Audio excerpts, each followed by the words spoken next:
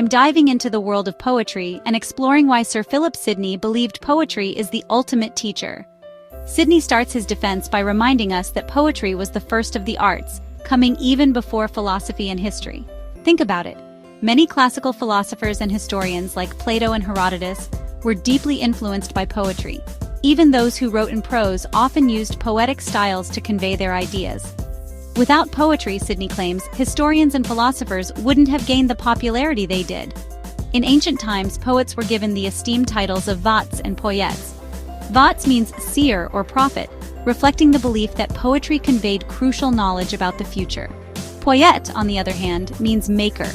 It highlights the idea that poets, much like a divine creator, use their imagination to craft new and perfect realities. Sidney defines poetry as an art of imitation that teaches through delight or pleasure. He describes it as a speaking picture because of its ability to embody ideas in compelling images. The poetry Sidney admires isn't religious or philosophical per se, but is written by what he calls right poets. These poets create perfect examples of virtue, which, although perhaps not real, teach readers about goodness in ways history and philosophy cannot. Why is poetry a more effective teacher of virtue than history or philosophy? Sidney argues that while philosophy deals with abstract ideas and history with actual events, poetry can present ideal examples of virtue. Poets can turn philosophical descriptions into engaging characters or stories, making them more pleasurable to read and easier to understand. Think of Aesop's fables and how they use animals to teach moral lessons. Sidney goes on to address criticisms of poetry. Some say it's a waste of time, that poets are liars, that poetry corrupts morals, and that Plato banished poets from his ideal city. However, Sidney points out that these objections actually underscore poetry's power to move its audience. If written well, poetry can inspire readers to act virtuously.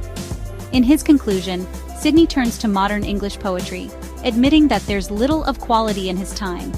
But he doesn't blame the language or poetry itself. Instead, he criticizes the absurd way poets and playwrights were writing. Sidney believes English is a rich, expressive language, just waiting for skillful writers to unlock its potential. So, why take Sidney's argument seriously?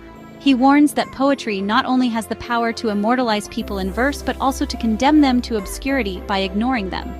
His apology for poetry ends on a hopeful note, urging poets to strive for greater elegance and mastery. And there you have it, Sidney's compelling defense of poetry as the ultimate teacher. If you enjoyed this